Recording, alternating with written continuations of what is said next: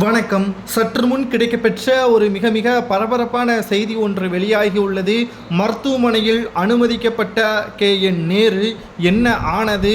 1000 விளக்கு பகுதியில் உள்ள அப்பல்லோ மருத்துவமனையில் அமைச்சர் KN நேரு அவர்கள் அனுமதிக்கப்பட்டுள்ளார். தீவிர சிகிச்சை பிரிவில் அனுமதிக்கப்பட்டதால் திமுகவின் தொண்டர்கள் அதிர்ச்சியில் இருக்கிறார்கள். என்ன நடந்தது அவருக்கு என்பதை தான் இந்த வீடியோவில் முழுமையாக பார்க்க போகிறோம். தமிழக நகராட்சி நிர்வாகத்துறை அமைச்சர் KN நேரு நேற்று இரவு மருத்துவமனையில் அனுமதிக்கப்பட்டுள்ளார்.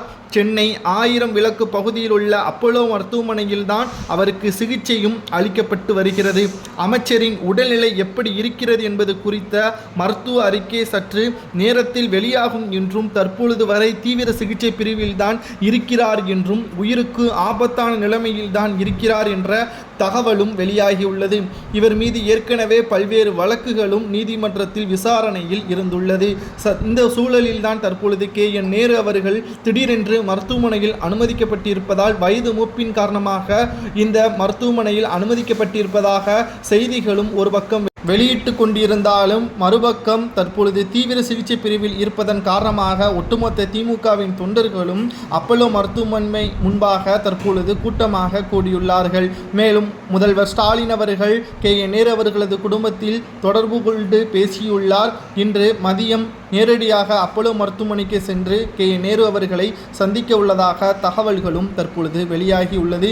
பரபரப்பான சூழலில் தற்பொழுது அமைச்சர் KN நேரு அவர்கள் திமுகவின் மிக மிக மூத்த அமைச்சராக செயல்பட்டு வருகிறார். மேலும் பல்வேறு விமர்சனத்திற்கும் உள்ளாகி இருக்கிறார். மக்களை அவதூறாக பேசுவது, மேலும் அடாவடியில் ஈடுபடுவது போன்ற அனைத்து நடவடிக்கைகளையும் இவர் மேற்கொண்டிருக்கிறார். குறிப்பாக ஸ்டாலின் அவர்களால் கண்டிக்கக்கூடிய நபராகவும் இவர் இருந்துள்ளார். வயது மூப்பின் காரணமாக இவரது பேச்சாற்றல் பொதுமக்களின் மனதில் காயப்படுத்தும் விதமாகவும் சில நேரங்களில் அமையும். இதனால் உதயநிதி ஸ்டாலின் அவர்கள் மூத்த அமைச்சர்கள் 2026 சட்டமன்ற தேர்தலில் போட்டியிட வேண்டாம் என்ற அறிவுரையும் கூறியிருப்பதாக தகவல்கள் வெளியாகியிருந்த நிலையில், தற்பொழுது உடல்நிலை குறைவின் காரணமாக மருத்துவமனையில் அனுமதிக்கப்பட்டிருக்கக்கூடிய KN நேரு அவர்கள் மீண்டும் அவர் நலம் பெற்று அவருடைய பணியை சிறப்பாக செய்ய வேண்டும் என்று இணையதளத்தில் உதயநிதி அவர்கள் பதிவு ஒன்றை செய்துள்ளார்.